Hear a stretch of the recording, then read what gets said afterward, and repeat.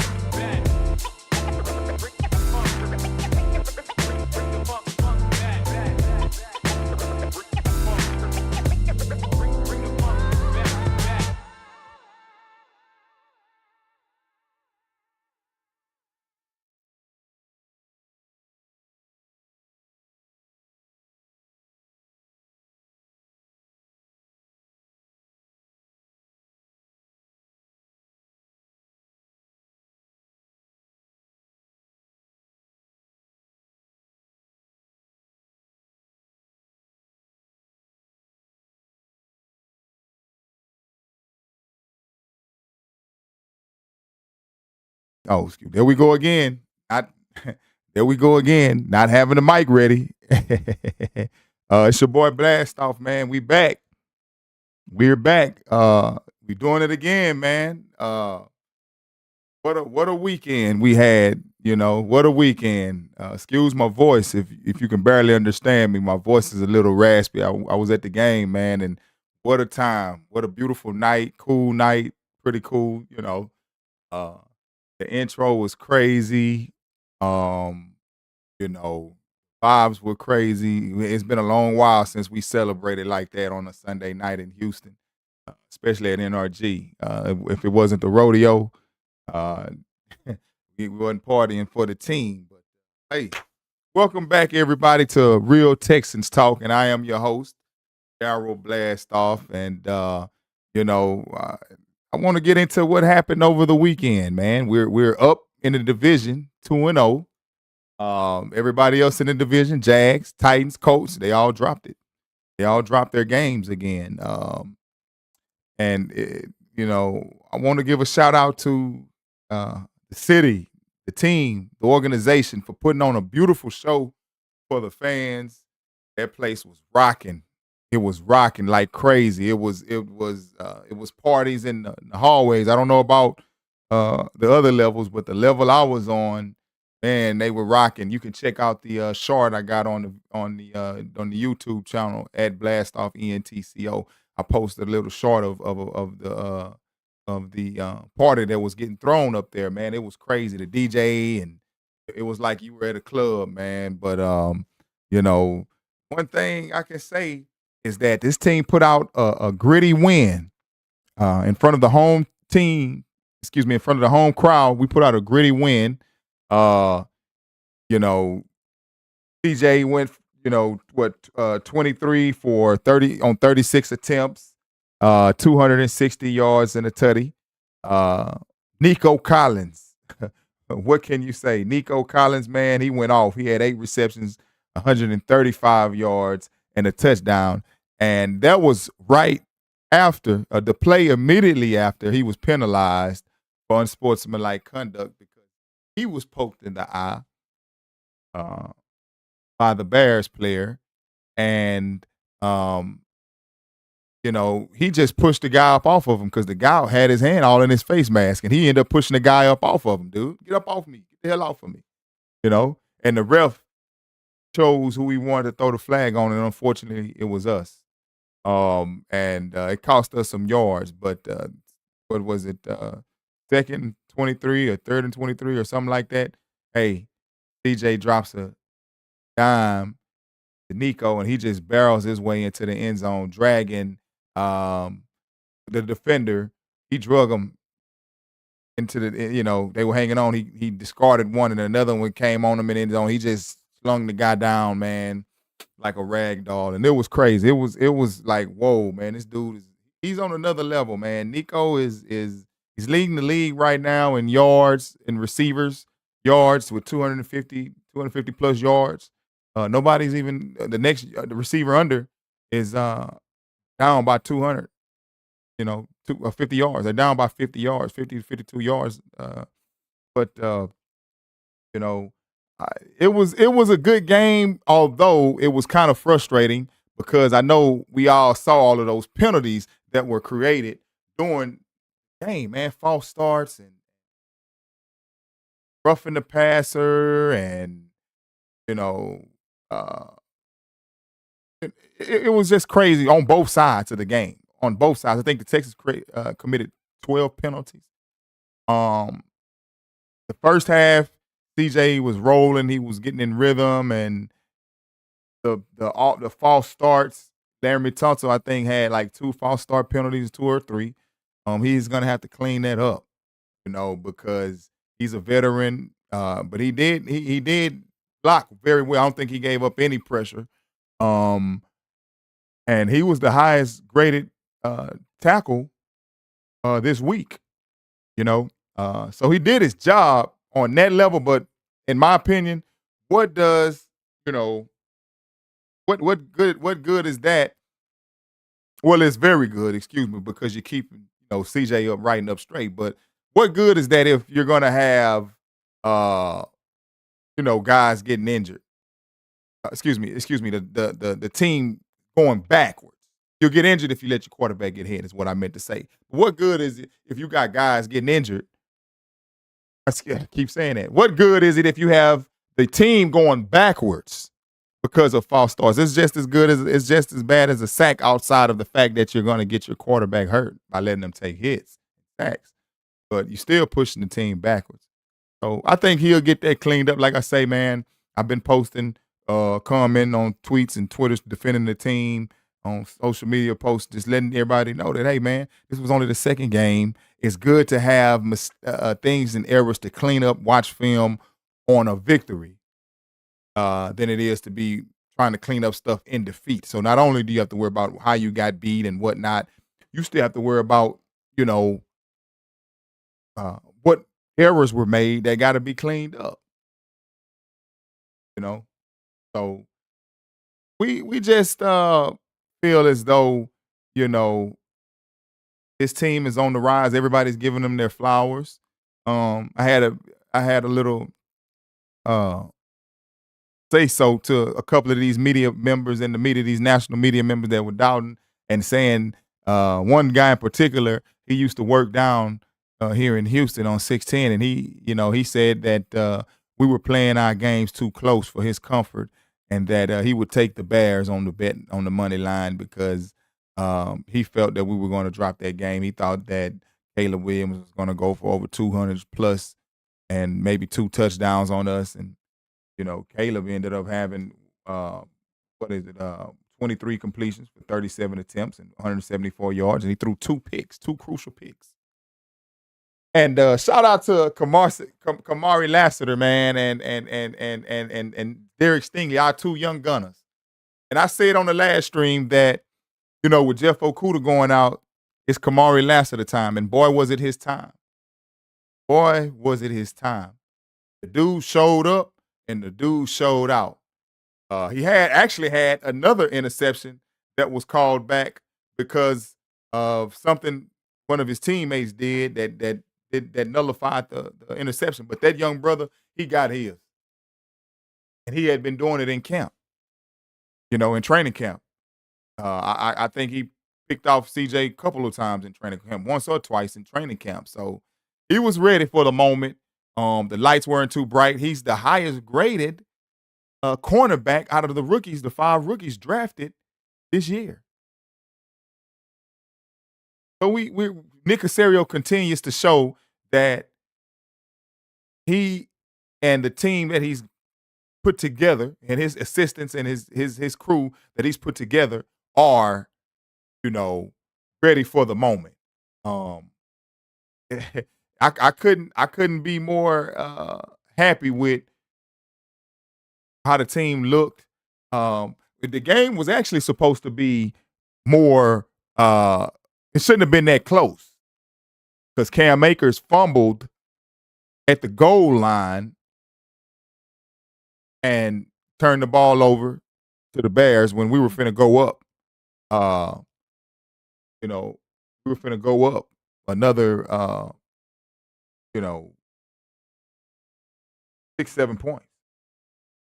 Your boy had a face mask. One of those, it wasn't on Lassiter, but one of the teammates of the Bears had a face mask on number 25. I don't remember what number 25 is on the team, but they had a face mask against him on that same play that should have been called. That would have kept the ball in our hands, albeit that didn't affect Cam Akers. So he's going to have to tighten up on that. But Damian Pierce should be back here hopefully this next week. He should be back. I feel as though, it was a rough win, and CJ still seems to be a little bit on the cleaning up the rust side of the game because there was some fumbles that should have been called back. There was some interceptions that almost were picked off. Had it not been for the guy not making the play, it almost was called back. one of the plays that he made, he threw a pick, man, and the guy just didn't keep the ball. It bobbled under his hand. So again, he's working on it, and I'm knowing that the brother has. I'm sure that he has, you know, things that he's working on to clean that up, and I'm sure that they'll be looking at film and because he's a smart guy. They actually got us ranked uh, number 2 out of 32. At least I seen that on the Fox ranking, and and I believe on the NFL.com we were ranked number 4 today. They just giving us our respect, man. Um, we deserve it, man. We it's been a long time that we were overlooked, and we've been given the benefit of the doubt by a lot of pundits and national media in the past, but we've always dropped that ball. You know, when it was the time when the lights got the brightest and we, you know, were getting the hype, we would drop the ball. But here we go again with another shot, man, at glory. And we're looking real good, man. The defense looked incredible.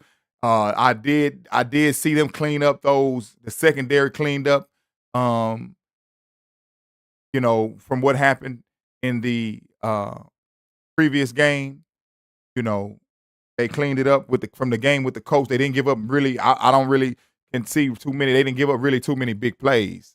Uh, it was more of a dink and dunk offense the whole time for Caleb and crew. They actually punished Caleb, man. The guy was, you know, he was punished. He was hit. He was sacked. I want to say, man, I think that dude sacked like 5 or 6 times. He was hit for sure 5 or 6 times. 7 times. 7 times he was hit. Will Anderson and Danielle Hunter combined for 3 sacks. And I said that the last stream when I was telling you guys that I believe that Will and Danielle were going to eat. And they did. Oh, man, did they eat. Oh, boy, they ate. Stingley got him an interception. It was a pick fest. That boy got a welcome to the NFL moment, just as I said, when Nick Wright, we're going to say his name, said that we weren't going to be able to pull it off. Well, this time, brother, you were wrong. And, you know, CJ was hit. I know that Dexter Sr., Javon, he got a sack, and Sanborn, he got a sack on CJ. He got a hit. But I don't. The Bears have a great defense. Let's not let that get lost. We can't look down on the Bears. Their offense is not up to par with the defense right now because, of course, they have a rookie QB. And that defense was playing fast. They weren't allowing any magic to happen. And the only one that was pushing out that magic was Nico. Because Dale was clamped up. He had one that Stroud hit him in the hands, but he lost it, and he probably would have, if not got the touchdown, been at the goal line that he caught it.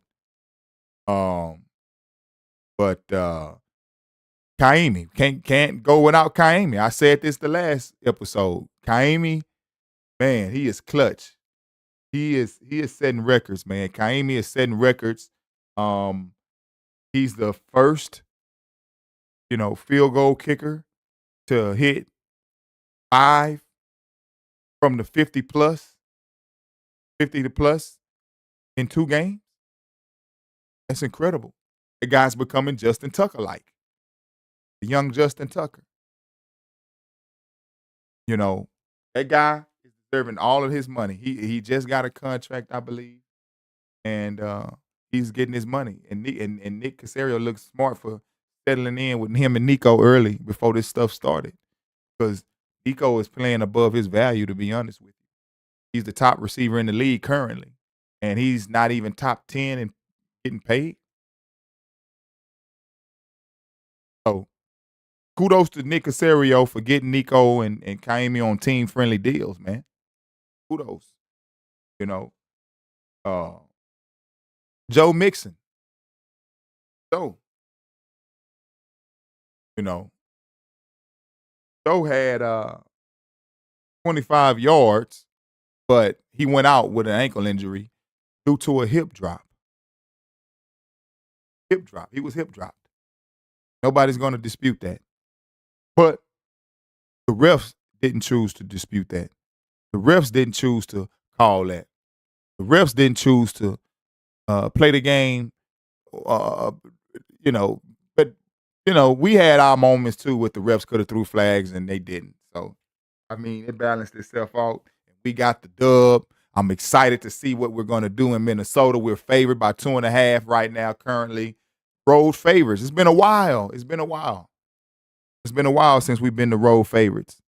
And we're currently favored to go up there and win that game. Minnesota's a tough team. They're undefeated. You know, they have Sam Darnold, who balled out last week. You know, he went for 268 yards and 2 touchdowns. He hit Justin Jefferson for a 97-yard strike. Justin Jefferson. Oh, boy. Now, I don't wish injuries on anybody. And you know what? And let me finish that statement. I don't wish injuries on anybody, so I hope the brother's okay. But I wouldn't be in the worst of moods if that dude can't make it on Sunday. Because he's a monster. That's just one less weapon in their bag if he's not on the field. That makes it our job that much more easier for our corners and whatnot. And I would also, though, love to see Stingley go up against Justin, man. You know, they are college teammates. They came out LSU together.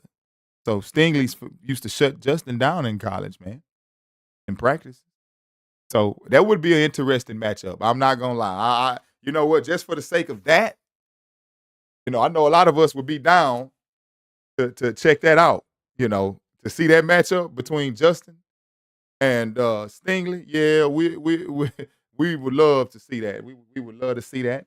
I mean, Brock Purdy went 28 for 36, 319, but he just threw 2 crucial interceptions. You know, he threw 2 crucial interceptions. The Vikings defense just played a crucial role in their victory, man. They got a decent the Vikings have a decent, you know, setup. You know, the Vikings have a decent setup on defense, man. They no slouches. They had multiple sacks and interceptions. The 49ers just have too many they had too many turnovers and too many injuries. And plus I think Brandon Ayuk was hurt, if I wasn't mistaken. And also, we know Christian McCaffrey couldn't go. And I know he couldn't go because he's ruining my fantasy, man. I took Christian McCaffrey, and he's ruining my fantasy, dude. George Kittle did his thing, you know, but we can't get, you know, your boy Kittle to stay on. McCaffrey to stay on the field. And but this is gonna be interesting because we got 2 former Houston Texans who shined last year, played vital roles on this team last year. We got 2 of them on the Viking side now, and they're gonna try to show out.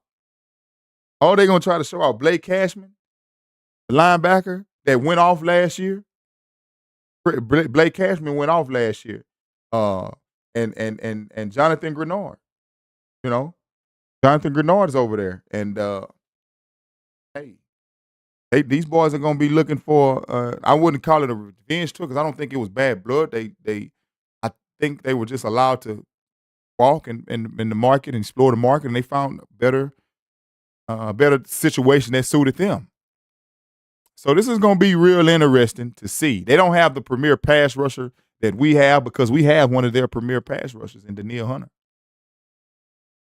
We have one of them. But Jonathan Grenard is a beast. You're not going to take that away. He had about, I want to say Jonathan, you pull it up while I talk to you guys. I want to say Jonathan had 5+ sacks last year, if not more. You know, I want to say that the brother had 5+ sacks, if not more. Uh, we gonna end it up with this whole thing taking a time to break down what it is that the Vikings do versus what it is we do. Because if you want to know the truth, we play a similar style of football to the 49ers. Don't forget, Miko came from San Fran. We play a similar style of football. Uh, you know, and they're gonna try to do something similar to stop us, but we have more weapons currently, especially than the 49ers, I would want to say currently. Better quarterback. And I wouldn't say that on the linebacker side, but you know, hey, what's up, Young Delta? How you doing, bro? Okay, Young Delta. What's up? What's up, baby? Let me know if you're in the chat, man. Shout out to me, man. Give me a shout out, man. We appreciate you. What's up, Delta? How you doing, bro? I see you, man. But we're gonna take this thing to the next level. Again, man, I got a lot of prizes and things to give away to these fans, man, that share Texas fans that share like-minded ways thinking, and that's been long suffering like me, because I've been down like floor flat since day one. You know what I'm saying? So if I can make your day a little bit better by giving away a game or something like that, that's what I'm gonna do. And like I said, I will be giving away a game later on in the season. We're gonna figure out which one. Again, it's definitely a good time to be a Houston Texans fan, guys.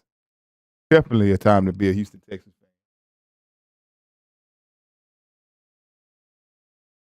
fan. D'Amico told these guys. They asked D'Amico, what did he think about them complaining about his team, uh, hitting hard, and he was like, "Hey, man, you play the Houston Texans, you're gonna get smacked. You play with the Houston Texans, you gon' get smacked. We ain't here to play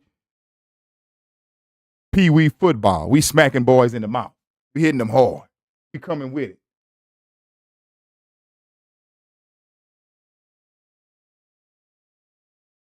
Yeah, and it's gonna be interesting. And here we go. We got this statement from Miko saying, what happened with Aziz outside here playing a little rough. You know, Miko got his 2 cents in, and Miko say, "Look, man, we not finna play that kind of ball." So let's play that clip real quick, and see what Miko had to say about this.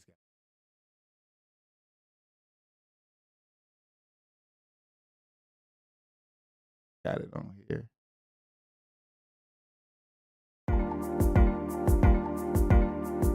Uh-oh, sorry about that, guys. I'm clicking all kind of wrong buttons.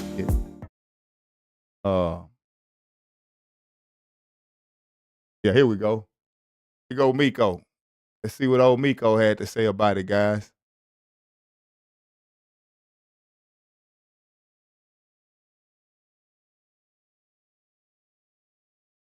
Let me know if y'all can hear that. Should be able to hear that.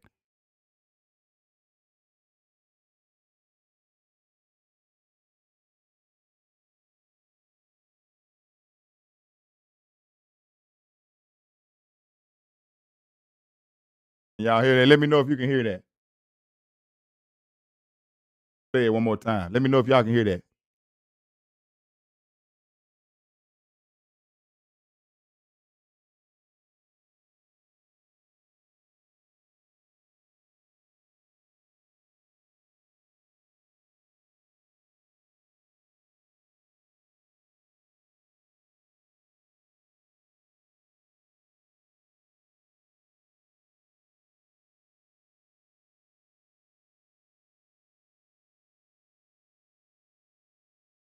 So, you know, There go Miko telling you, hey man, you play with us, you might as well be prepared to get smacked in the mouth, because the team is reflective of their leader. And the leader is Miko. And he played a brand of football that was smash mouth, hard hitting. That's what he did. Uh, you know, and so that's reflecting on his defense. His defense is playing how he played the game. The dominance, the aggression, the attitude. We're not taking it soft anymore. Boys are gonna start respecting the Texans just like, the Ravens. Anybody that plays the Ravens knows no matter what, you're going to have a dog fight when you play the Ravens. It's not going to be nothing sweet. It's not going to be nothing soft. When you come against the Ravens, you got to come with it, baby. And it's the same thing that's what we are becoming. That's what we are becoming. We are becoming that. Nobody going to want to play us, man. We got to wait. And it's like I say, it's a lot of things to clean up, but nobody should panic right now because it was only 2 games and, hey, we got 2 victories. We up 2-0 in the division. Everybody else is 0-0-0. Jags, Titans, Colts, they don't have a win. We can run away with this thing. We can definitely run away with this thing. Colts play. The Colts are playing. Let me see. The Colts with man Anthony Richardson. He looked at nothing. He looked at like a bust this past weekend, man. He looked at like a bust. Will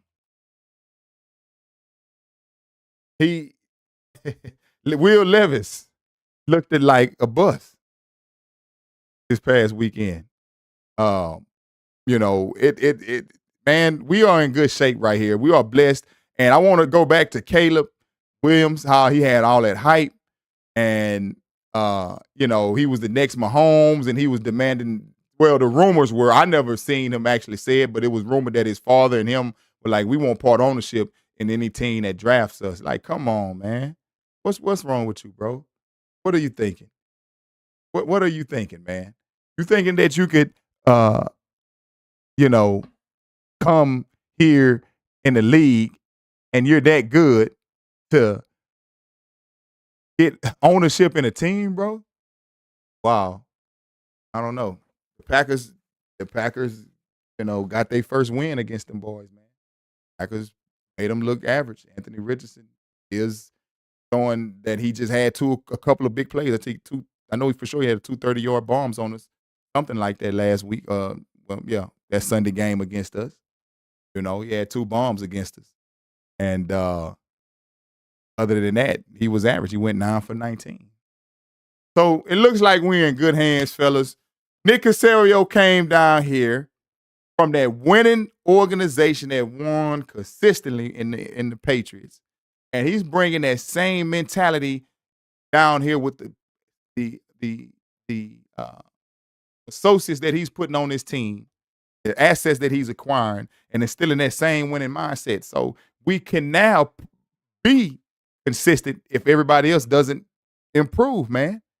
It was an arms race. Once we did what we did, all these other teams, the Colts and the Titans and whatnot, there was an arm race to try to keep up with what we got going on. And so far, it don't look good. But we're not gonna brag and boast just yet because we still got a long season. We're not even a quarter way through the season. And so, let's just see how it plays out. But for right now, we in good place. We got a little room for error or whatever here or there. Because we got a gauntlet of a schedule on that back end, coming up. Right now it's time to take advantage of these teams like Minnesota and Indianapolis and the Bears and get your warm-ups in because we have a upcoming gauntlet with the Colts, where we're going to see them again, and they ain't going to be as easy as they were this last time because guess what? They're going to have tape on us. They're going to try to have game plan ready for us. And the only thing that could help us on that front is that they're coming here. They're coming here to play. I mean, excuse me. Yeah, they're coming here. So right now, we don't have anything to be worried about. Our quarterback is special. I don't think that it's fair. But C.J. Stroud kind of messed it up for a lot of these new rookie quarterbacks, man. Bryce Young just got benched. He just got benched. The dude just got benched. After this week, you can't compare. And Bryce Young was the better quarterback. I didn't think so. But he was the better quarterback coming out of college. I'm going to put up a tweet that I said December 31st of 2023. I said on my tweet, C.J. Stroud, I think C.J. Stroud is the pick. After that Georgia game, I was talking to a guy about this yesterday. We was talking, and if you look at that Georgia game, what C.J. Stroud did under the brightest lights that you could possibly have, the biggest stage you could possibly have in his career, up to that point in his career with Georgia, that was a dominant NFL caliber defense Georgia had. If you look back at that guy performed under pressure with no problems. I remember telling myself, now, he reminds me of a certain quarterback, our former quarterback, where he was moving around, throwing, and, man, he was taking that game over. Unfortunately, Henry Ruggles missed that kick, missed that 41-yard field goal. I believe it was 41 yards. That would have won the game for them. But if you think about it, if Henry Ruggles hit that kick and C.J. Stroud went on to beat TCU because TCU got thrashed. They got thrashed by Georgia. Had that happened, I would almost say that C.J. Stroud wouldn't have made it to us. He wouldn't. C.J. Stroud wouldn't have been able to make it to us had that happened. Had they made that beat through TCU, then that would have forced I believe that would have forced Carolina to go ahead and take CJ, because it was a tape out with he was at the QB trials, and the Carolina Panthers went over there and watched them perform. And what's his name? They were saying that he was going to be our coordinator, offensive coordinator, but nobody wanted him. They were like, oh, no. He's former QB. Somebody help me out, man. What's his name? But he ended up telling CJ at the quarterback, showcase at CJ's Ohio State, show off, that we'll see you in Carolina. Play one-on-one basketball, and CJ like, we can do it right now. He's like, nah, we're gonna catch you in Carolina. So everybody was like, oh, he's going to Carolina. He's going to Carolina. What happened is, at the end of the day, man, we're gonna have to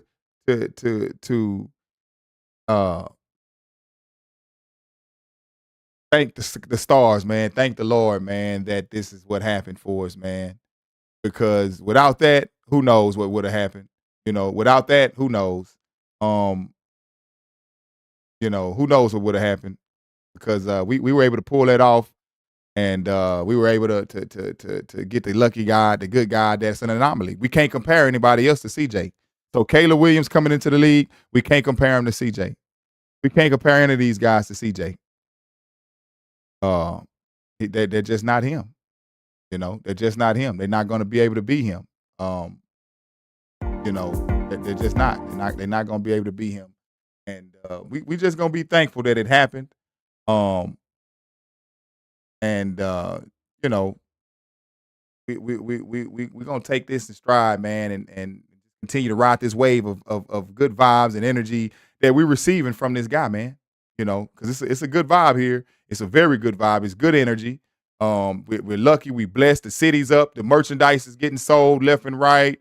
And, it's going good, man. It's going good. We're getting our national respect now, and we can't complain. We can't complain, guys.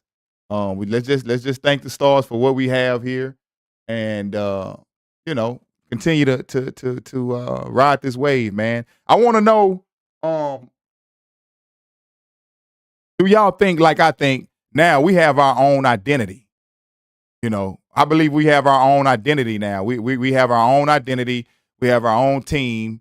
We're not the Patriots South anymore or any of that. We have our own identity. And you know, we are the Houston Texans now. Remember, everybody was trying to say, "Oh, they the Patriots South, Patriots South." Nah, man. You know, we the Houston Texans, baby. We we the Houston Texans. Smash mouth football. These guys say prayers and listen to gospel music before the game, which is good. It's not for everybody, but that's what we're doing, and that's what they're doing. That's just who they are. CJ came out and said that he wanted to stop cursing, and guess what? We appreciate that, man. We like that. We need that. We need these role models for these children. We need that for these children. We need a leader like that outside of being the opposite of what we had, which when Deshaun was here, he was a good role model as far as, giving and always being kind and nice to people. But when it was uncovered, when that sheet was pulled back, it was pissy stains and shit under that bed. Excuse my language. I'm trying to follow CJ. It was piss stains and whatnot under them on that mattress. I mean, it's gonna be a show this Sunday, man. I can't wait. To see how this plays out. I want to go ahead and hold up to the expectations this time. Let's be that team. Let's not be that team that's expected to go into Carolina and beat them and then fall to them. Because it seems like the Texans can play down to their competition at times. They can play up, but they can play down at times. And I believe that's what happened last year with the Carolina game and the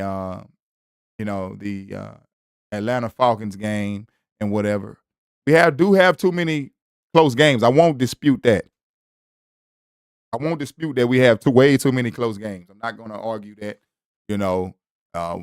Last year we were in the stands and hey, people were walking out when they thought the game were over. Buccaneers game, I didn't forget. Some of the fans, the guy that's sitting next to me in the stadium, he got up, walked out. But guess what? He came back. CJ came back for that glorious victory, over the Buccaneers. Again, we in a special place here. Let's go around and think about the other teams that are coming up. Saints on the rise, man. I mean, it's only 2 games in. Shout out to them Saints, man. They throttled the Dallas Cowboys. Thank you for that. You know what I'm saying? We're not no haters though. Like Dallas tends to hate on Houston a lot. I don't know why. They look down on us like we the little brothers, but Dallas ain't won jack crap in years. Can't never get over that hump in years. I don't know what's gonna happen with Dak Prescott. I don't even know if it's his fault. He's not taking the blame. I don't know what Jerry Jones is doing down there.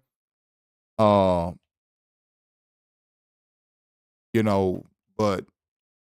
that team gonna have to figure it out because the Cowboys let them guys down every time, man. I don't know what's going on with that or why that happens, but Cowboys gonna have to step it up.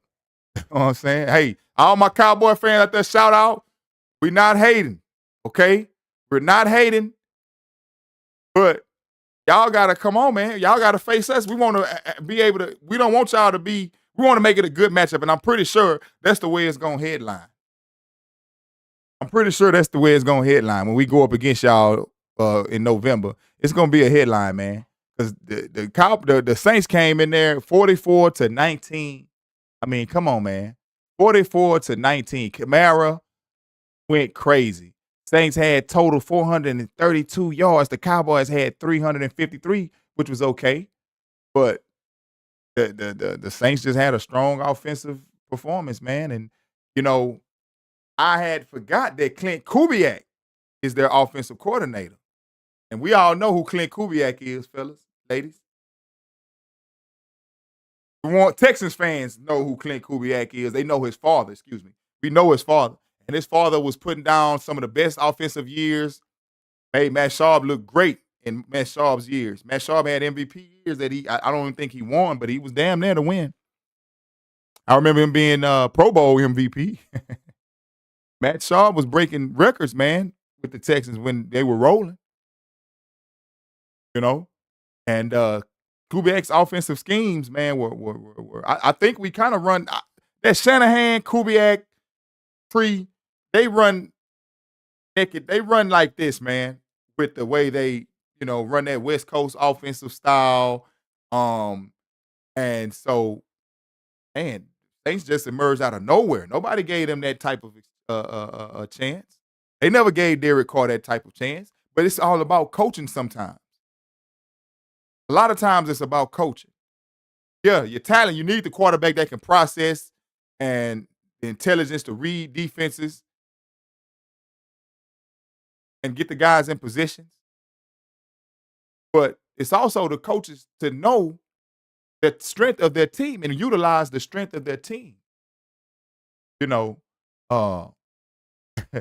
you think about it, the Saints had been they largely ignored this year as far as what they were going to do. Nobody was going to give them that chance to say that they were going to be what they are right now, looking like an offensive juggernaut, looking like Drew Brees' days.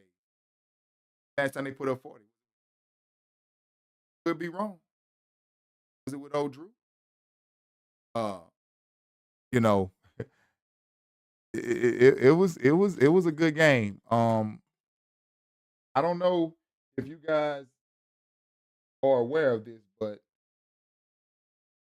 when it comes down to, these rookie quarterbacks, again, I'm gonna go back and repeat that we can't put them on the same spectrum as CJ, man. That guy's an anomaly, dude. That guy's an anomaly. Whatever Ohio State did, they prepared this brother for the league. Because if he steps in day one doing what he did, took his bumps and bruises the first two games against the Colts and the Baltimore Ravens. But that third game, he came out rumbling last year. And so it's just that much more difficult on these rookie quarterbacks. That's why Bryce Young is benched. Bryce Young is benched. What do you think? I believe somebody leave a comment, let me know. Do you feel like I feel that only reason that Bryce Young was benched this early into his career, second game in, was because of C.J. Stroud? If y'all believe that, leave me a comment because I believe that that's the only reason that the pressure's on Caleb Williams to perform. And Tyreek Hill has sent out a tweet the night of that game saying you would swear if you was on Twitter and this and that this guy's supposed to be Mahomes. And people were confused saying he was talking about CJ. But I personally believe that he was talking about Caleb Williams because Caleb Williams was compared to Mahomes. I haven't read anything that Tyreek has come out and said in defense of that or explaining himself. He probably won't. He probably don't care. He know they got to see us too. So he probably not going to give CJ his flowers. The Dolphins in trouble right now. Tua's out of there right now, man. 4 games at least. Concussions, man. They trying to get him to debate it if he want to come back and play, period, because of all of the concussions he's had. I don't know, man. This is working out in our favor if some of these teams can, drop the ball a little bit and not have that fluidity that they need, that continuity that they need to gel. Just like people are panicking or not as satisfied because we didn't dominate the Bears. We didn't dominate the coach. The scoreboards were close, and we got all this hype about the team. Man, trust me, this team is gonna come together. They gotta get game time action. They're gonna gel. They're gonna be cohesive, and they're gonna learn what's what on the offensive line, special teams, defenses, offense. They're gonna learn what makes this clock tick. The Bears were a very good defense, man. Let's not let that get lost. They defense, they're so good, their defense won the game for them last week. The Bears defense won that game for them last week.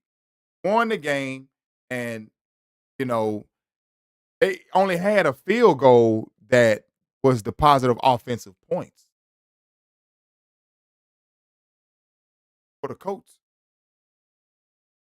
You know, excuse me. The Bears won the game over the Titans, uh, but they only had an offensive over the Titans. I said the Colts, but over the Titans, they only had one field goal on offense. That was the offensive point. So, hey, you know, it's going down next week, man. You know, the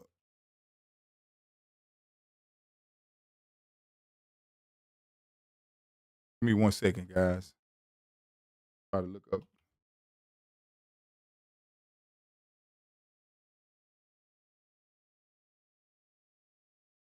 So we got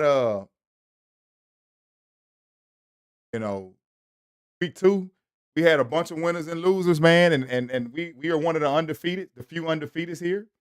Um,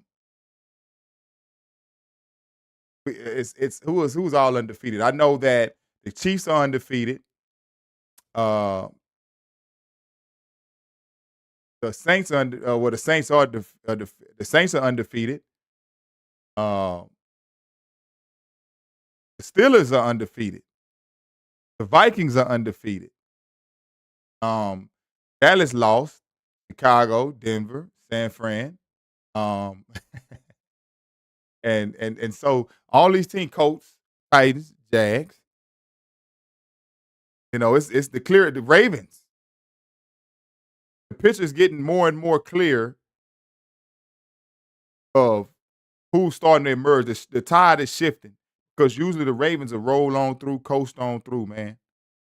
You know, uh, they coast on through usually up until a couple of weeks when they play a Bengals or Chiefs or something like that.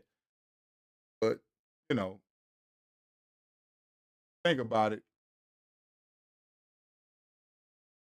He in good position, man. And I'm just hyped for this season. I'm enjoying this season. Um, so far so good. We all looking good. We're gonna keep this thing rolling, man. You guys just stay tapped in, man. The real Texans talk showcase here is what we doing here, man. It's just something to do to communicate with the fans, like-minded fans. Tap in, join in, man. We're gonna keep this thing rolling, man. We're gonna keep this thing rolling. Y'all let me know in the comments. Like the video, subscribe, to the Blastoff ENTCO channel, Blastoff Entertainment Company channel on YouTube. And on Instagram at Blastoff_entertainment and Twitter at Blastoff_ENT.